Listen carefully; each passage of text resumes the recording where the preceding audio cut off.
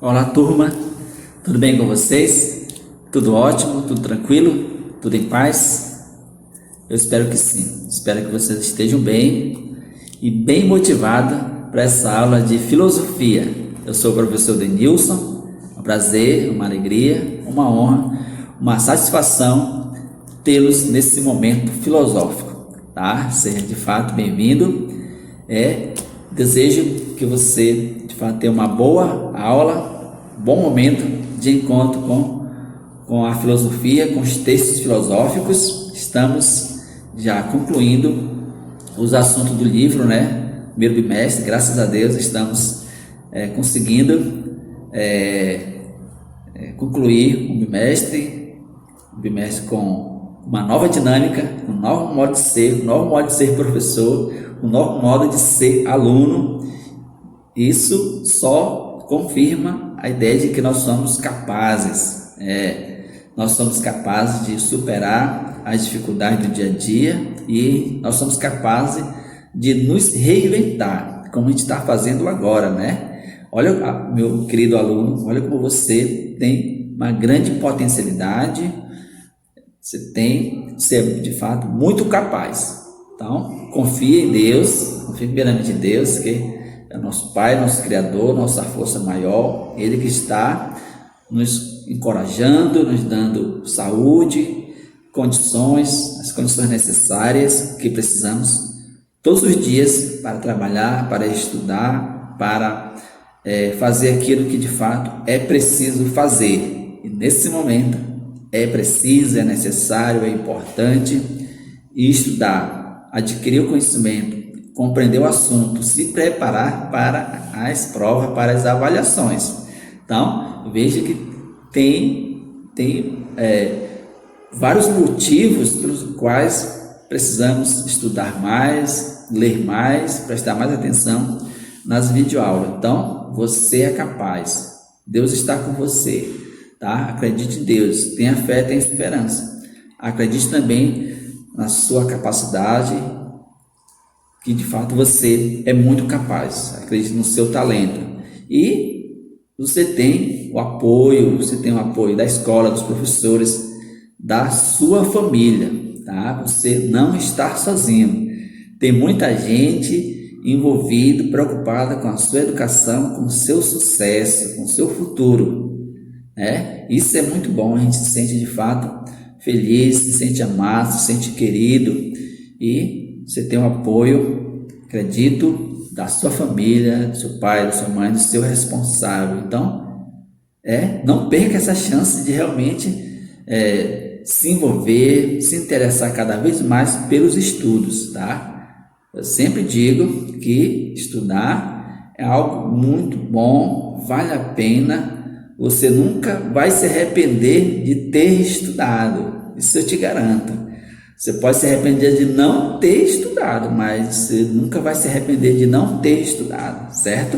Então, eu sei que tem os momentos do dia a dia, da vida, os momentos difíceis, mas nós somos capazes de superar todas essas dificuldades e a gente conseguir conquistar o melhor para nós, ter um bom bimestre com notas boas, com a aprovação dos professores, com nota boa mesmo, e você se sentir bem, diz, poxa, eu fui capaz de conseguir tirar boas notas, e a consequência disso vai ser a felicidade, sobretudo sua, mas também das pessoas que fazem parte da sua vida, o professor, a escola, seus pais, todo mundo vai ficar contente com o seu desempenho, certo?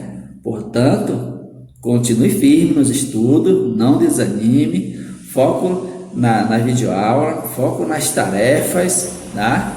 Você sabe muito bem, se tiver dúvida, fala com o professor, não estou entendendo, me ajude nessa questão, me ajude no entendimento, que o professor vai estar disponível para te ajudar, certo? Mas é necessário que você participe, que assista a aula até o final, tá bom? Prestando atenção, focado, se precisar fazer suas anotações, faça. porque é dessa forma que você vai compreender o assunto, vai adquirir o conhecimento, vai se tornar uma pessoa melhor. Como a gente sempre diz, né? A gente precisa, todo mundo quer ser uma pessoa melhor, uma pessoa do bem, uma pessoa que realmente que viva feliz, que viva contente. A gente espera sempre o melhor, a gente sempre deseja o melhor para nós mesmos e para os outros, não é verdade? E a filosofia, como vocês bem sabem, tem muito a nos ajudar, tem muito a contribuir para o nosso crescimento como pessoa, como cidadão, como cristão e assim por diante. Então, desejo para você empenho, dedicação, força, coragem. Você não se sinta sozinho, você tem muita gente para te ajudar, para te dar o apoio necessário que você precisa, certo? Então vamos à aula com empenho e dedicação, certo? Então continue firme aí, focado nessa aula. Assunto: sentimento moral. Alunos, acompanhem esse conteúdo aí na página 25 do livro de vocês, certo? Você sabe que sempre te faz a revisão, né? Agora a gente vai fazer a revisão da aula anterior. Sempre bom a gente retomar algumas ideias já refletidas, já estudadas, certo?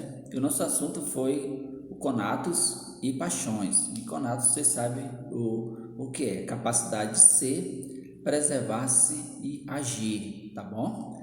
Então, atenta aí essa pequena revisão, lembrando, para lembrar de algumas ideias do assunto estudado. O texto diz o seguinte: na perspectiva racionalista, as virtudes e o dever permanecem como critérios da moralidade. Então, as virtudes, né? Você vivendo as virtudes, você está sendo uma pessoa moral, tá? Eticamente, pessoa que vive as regras e vive as normas. E as paixões como algo a ser controlado. Então, as paixões, a gente sabe que ela às vezes vai contra a moral estabelecida, contra as virtudes, tá? É nessa perspectiva que a gente está estudando nesse bimestre, não é verdade? E a gente vai lidar com alguns filósofos que vai trazer algumas ideias importantes, que vai entender a questão da moral, a questão da virtude de forma diferente. E esse filósofo é o Spinoza, Baruch de Spinoza, como a gente já estudou. Spinoza foi um dos grandes racionalistas e filósofos do século XVII, dentro da chamada filosofia moderna, ao lado de René Descartes. Tá? Baruch de Spinoza, dedicado aos estudos matemáticos. Então, nesse momento aí, pessoal, a idade moderna, você sabe que a ciência está em evidência, tá? Sobretudo a ciência experimental, e nesse momento vai se valorizar muito a razão, sobretudo no aspecto experimental. Isso é válido, aquilo que passa pela experiência, aquilo que tem o fundamento da matemática, e enquanto as outras formas de saber vão negar, de certa forma, vai ficar de lado, certo? Portanto, em sua época, a geometria de Euclides era considerado um modelo rigoroso para o pensamento e as ciências. A questão da matemática, da experimentação, do método estão em evidência nesse momento, certo? A ética de Spinoza é considerada uma teoria sobre a natureza humana, tá? Um dado muito importante aí, tá? Ele afirmou que as paixões não eram boas nem más. Olha aí, um filósofo trazendo uma ideia muito diferente de outras ideias de outros filósofos que a gente já estudou, tá? Eu destaquei, se você tiver com o seu material, destaca esse ponto aí que é importante, tá, gente? Ele afirmou que as paixões não eram boas nem más, e sim impulsos naturais, tá? Você acredita que a raiva é um impulso natural? Você acredita que o sentimento de bondade, o sentimento bom também é algo natural? Concorda com o pensamento de Spinoza? tá? Então, vale a pena a gente pensar sobre isso, né? Acredito que isso é verdade. Já que, por natureza, o ser humano sofreria sempre a ação de causas exteriores a si próprio, né? O ser humano, ele é sempre influenciado por causas exteriores, aquilo que acontece no mundo, né? A gente não tem como negar essa realidade. O filósofo também apresentou a alegria e a tristeza e o desejo como as paixões originais. Alegria, tristeza, desejo como as paixões originais e responsáveis pelo surgimento das outras, tá? Da angústia, de outros sentimentos. Por isso que é sentimento moral, certo? As quais poderiam ser alegres ou tristes, ok? Muito bom. As paixões alegres aumentavam conatos. As paixões alegres aumentavam conatos, ou seja, a capacidade de ser, preservar e agir. Já as paixões tristes o diminuíam. Ok, pessoal? Então, veja bem, muito boa essa ideia aí. Portanto, Spinoza não definia o vício como um mal e a virtude como um bem, no sentido tradicional desses termos, né? No sentido tradicional, a gente sabia que a virtude era o bem, né? Ser uma pessoa justa, uma pessoa corajosa, uma pessoa equilibrada, bem. E o contrário seria o vício, né? O excesso. Lembra do excesso? Do excesso, mas como fraqueza e força para ser, preservar-se e agir de acordo com a liberdade, tá? Olha como ele coloca a questão da liberdade aí, tá? Você tá com sentimento ruim, tá com sentimento de tristeza, está triste, você tem liberdade. Ou eu vou superar isso, tá? De forma virtuosa, com coragem, com determinação, com equilíbrio, ou a pessoa vai agir de acordo com a fraqueza, indo para o lado das paixões, do lado do vício, assim por diante, tá? Então veja como ele coloca aí de forma muito sutil a questão da liberdade. Em outras palavras, alguém te faz um mal, você tem um sentimento de vingança, tá? Mas aí você pode escolher, você pode se vingar ou pode perdoar a pessoa. Então, tudo passa pela questão da liberdade, questão da escolha. Ok, alunos? Spinoza coloca que o corpo humano é afetado de inúmeras maneiras pelos corpos exteriores, aquilo que a gente já falou, né? Nós somos afetados de várias formas, não tem como negar isso. Desse modo, a relação entre o ser humano e uma obra de dança seria a vinculação entre o corpo humano e o corpo exterior. Aí ele faz uma comparação, né? Spinoza entende o corpo humano como relacional. Realmente, a gente está sempre se relacionando, né? Isto é, constituído por relações internas e externas. As relações internas são aquelas que ocorrem entre o corpo e os seus órgãos. A relação com você mesmo, né? A relação com você mesmo, a relação que você tem, você, mais a sua consciência, tá? Você e seu ser. As externas se referem às interações com outros corpos e com as afeições, tá? Produzidas nas quais o corpo afeta e é afetado sem se destruir, tá? Então, tá aí uma pequena revisão que a gente fez, né? Agora nós vamos de fato entrar num assunto de hoje, tá? Sentimento moral, que vai na mesma reflexão, na mesma perspectiva desses estudos que nós estamos fazendo. Aqui é só continuando e fechando esses conteúdos, fechando toda essa reflexão que o livro propõe. Ok, turma? O texto diz o seguinte: nos séculos 17 e 18 surgiram teorias de grande relevância para a ética e a filosofia política. Nesse contexto, inúmeros filósofos apresentaram suas reflexões a respeito da ação moral, bem como da legitimidade do poder e das leis em relação à política, Em relação à política, destacaram-se pensadores atualmente conhecidos como contratualistas, tá, turma? Então, veja aí que nesse momento da história, a ética, como sempre teve, né? A gente está refletindo isso em todas as aulas, a gente está refletindo muito sobre a ética, sobre a moral, tá? E trazendo à tona a questão da vivência das virtudes, tá? E as virtudes, como a gente já bem frisou, né? É a vivência da justiça, da coragem, da tolerância, do equilíbrio, da justa medida, do meio termo e assim por diante. Aqui a filosofia, a reflexão ética e a reflexão filosófica vai na perspectiva política, tá? Já é uma outra dimensão, a gente vai entrando numa outra dimensão, tá bom? Que a gente vai refletir mais, a gente vai focar mais sobre a dimensão ética e a dimensão na dimensão política. Ética, política e filosofia, então são temas que dá bastante reflexão, bastante estudo, tá? E é muito bom, vale a pena a gente refletir sobre esses temas.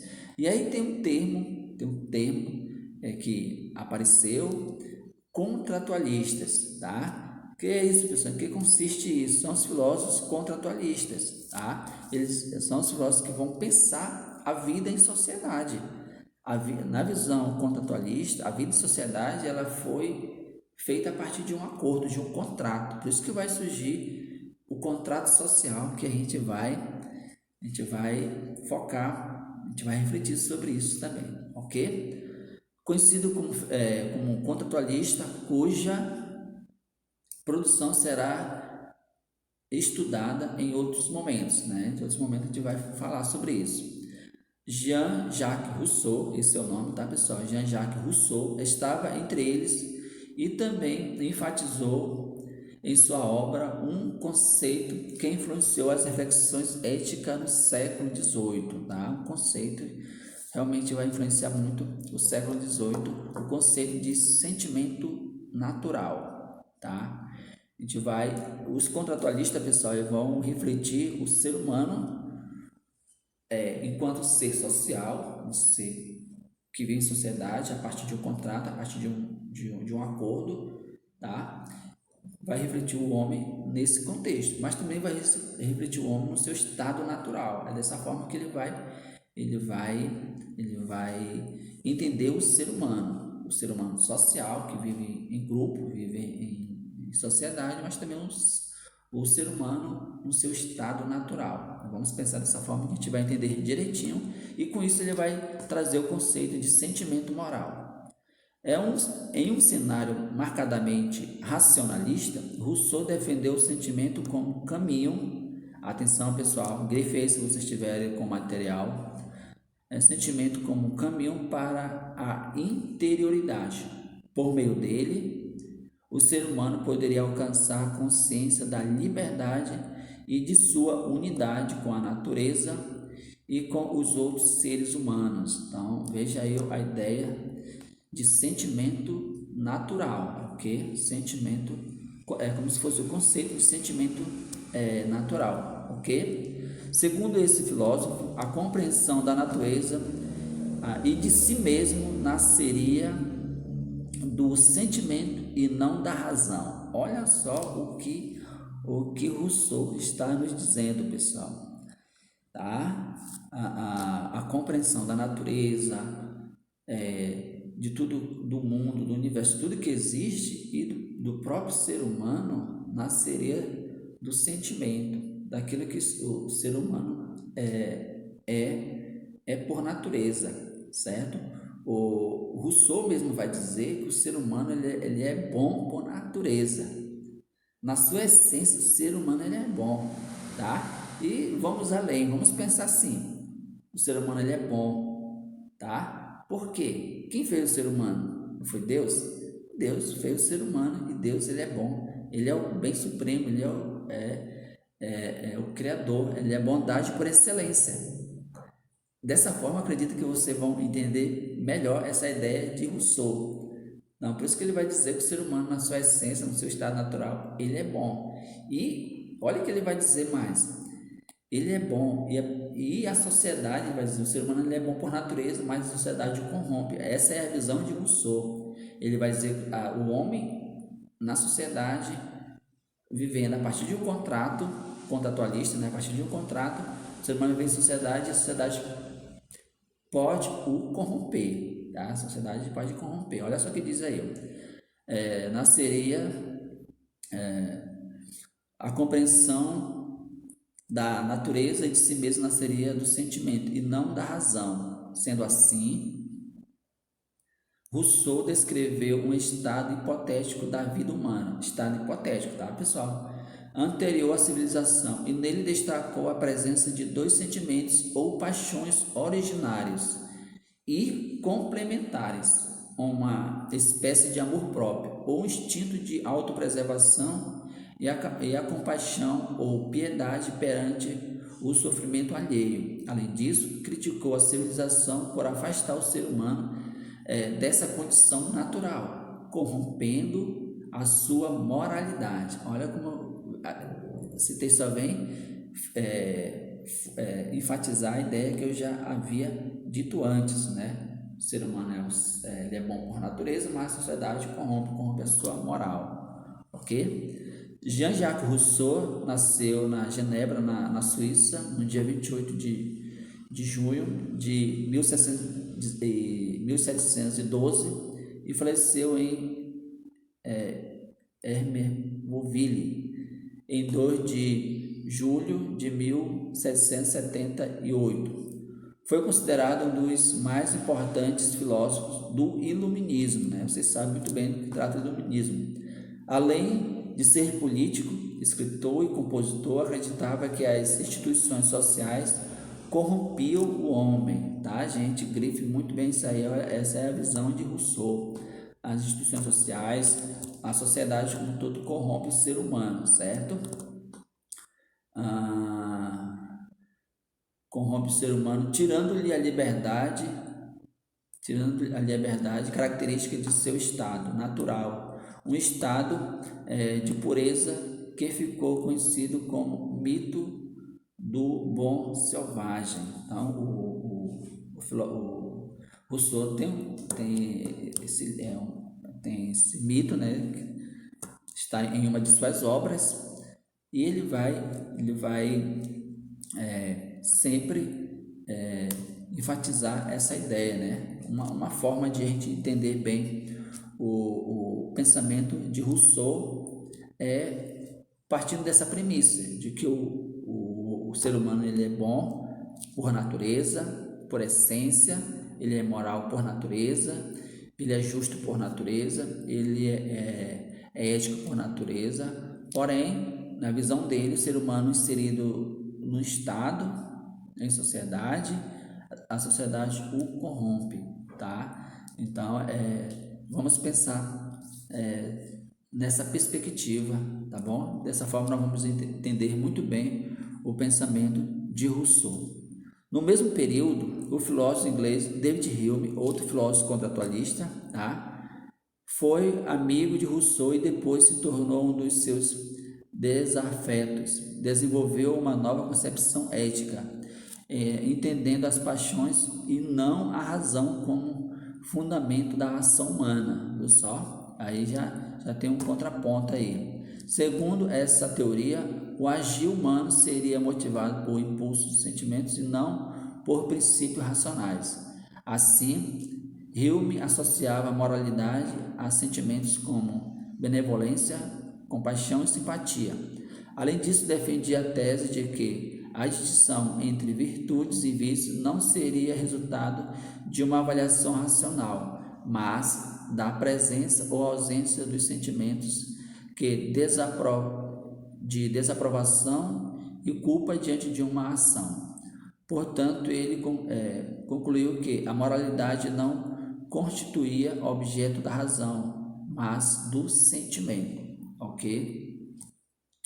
Esse filósofo e historiador escocês ficou conhecido como filósofo empiristas. Outro termo que a gente refletindo na filosofia, são os filósofos que defendem que o conhecimento ele só é possível através da experiência, por isso que é empirista, ok? Com tendências céticas, tá? A questão da tendência cética é que a pessoa duvida de tudo, tá? Duvida de tudo. A pessoa cética, né? Em tudo a pessoa coloca suas dúvidas, tá? É como fosse, é como a gente pode pensar assim, é um descrente, certo, turma? Nunca se casou, suas opiniões políticas eram tipicamente progressistas, posicionando-se como um fervoroso defensor do livre-arbítrio. Ok, turma? E finalizando nossa aula, muita reflexão, né? Muita reflexão, muito estudo, muita coisa para compreender, mas é possível sim, até porque são assuntos fáceis de compreender, não é difícil. É só a gente entender que cada período histórico, período histórico tem o seu contexto, tem os seus filósofos, com suas ideias, tá? com seu modo de pensar, e se a gente parte desse princípio, entender que cada tempo da nossa história, cada época, tem uma ideia, tem uma tradição, tem um modo de pensar, tá? Tem um modo de como as pessoas vivem em sociedade, e a ética e a moral, como a gente vem refletindo em todas essas aulas, em cada período, ela vai ter uma característica, vai ter seus filósofos que vai pensar de uma forma, tá? E na sociedade moderna, muito mais ainda, né? Muito mais ainda. Mas eu acho que tenho certeza que tem algumas ideias que elas prevalecem sempre, né? Elas são antigas e atuais, tá? Sobretudo quando diz respeito à questão da virtude, da moral e da ética, né? Lá os filósofos da antiguidade, sobretudo com Platão, Aristóteles e Sócrates, eles falaram muito sobre as virtudes, né? Então, falaram muito sobre a ética, sobre a moral, sobre o comportamento humano, como o ser humano deve viver em sociedade, né? Como o ser humano deve conduzir a sua vida. E eles já nos assinalaram diversos modos de ser, de se comportar na sociedade, né? Tudo isso, essa reflexão deles vem de uma sabedoria de vida, né? Quando, sobretudo, Aristóteles vai dizer que o ser humano precisa ter uma vida virtuosa, uma vida e deve, sobretudo, adquirir, se esforçar para se tornar uma pessoa virtuosa. Então, ele, na visão de Aristóteles, e outros filósofos que a gente vai estudar, eles vão dizer que o ser humano nasce como uma folha em branco, não tem nada, tá? Ele vai adquirir as coisas a partir da sua vida, a partir da sua convivência. E o que Aristóteles quer dizer, só para retomar essa ideia, né, que eu considero o ponto de partida para a gente entender toda a questão da ética, da moral e das virtudes, sobretudo, ele vai dizer que o ser humano ele não nasce virtuoso, isto é, ele não nasce bom nem mal, ele não nasce justo nem injusto, ele não nasce corajoso nem covarde. O ser humano ele torna-se justo praticando a justiça, torna-se corajoso praticando a coragem, torna-se uma pessoa equilibrada, vivendo de forma equilibrada, de forma com meio termo, e assim por diante. Então, essa ideia que deve ser o nosso ponto de partida, certo? Que nós estudamos lá nas nossas primeiras aulas, tá? E a gente conclui com essas ideias mais atuais, e a gente vai prosseguir falando dos filósofos contratualistas e filósofos iluministas, empiristas. Então, é numa outra perspectiva, é uma outra corrente que tem na filosofia e que vai ajudar a gente a compreender muito bem as ideias filosóficas. E devo dizer o seguinte, que as ideias contratualistas, as ideias empiristas estão muito ligadas às ideias, algumas ideias sociológicas, porque vai trabalhar, vai pensar o ser humano em sociedade, o ser humano é vivido em um contexto social, relacional. Ok, alunos? Fico por aqui, foi muito bom estar com vocês. Façam agora no livro de atividades, tá pessoal? O livro de atividades, não esqueçam, página 4 a 8. São questões mais de marcar, mas é preciso ler bem as questões, ler bem os textos, interpretar e marcar, certo? Leia com atenção. Na próxima aula, se Deus quiser, no próximo vídeo a gente vai fazer uma videoaula de fixação dos conteúdos, já nos preparando para as provas bimestrais, tá? Então façam as atividades com atenção, veja o que falta fazer no seu livro, vão fazendo, vão atualizando. Também vocês vão responder as atividades em PDF, certo? Meu muito obrigado, foi um prazer estar com vocês nesse momento. Até a próxima aula, se Deus quiser. Um grande abraço do professor Denilson.